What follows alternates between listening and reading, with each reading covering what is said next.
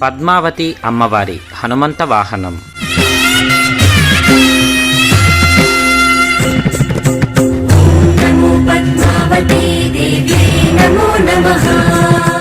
శ్రీ పద్మావతి అమ్మవారి కార్తీక బ్రహ్మోత్సవాలలో భాగంగా 4వ రోజు రాత్రి హనుమంత వాహనములో సీతా మహాలక్ష్మి అలంకరణలో పద్మావతి అమ్మవారు దర్శనం ఇచ్చారు. సీతారాములకు పరమభక్తుడు హనుమంతుడు.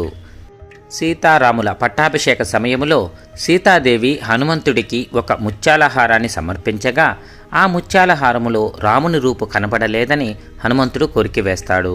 హనుమంతుడి ఈ చర్యకు ఆశ్చర్యపడిన వారు అయితే నీలో రాముడు ఉన్నాడా అని ప్రశ్నించగా అందుకు హనుమంతుడు తన 2 గుండెలను చీల్చి సీతారాములను ప్రదర్శిస్తాడని పురాణాల కథనం.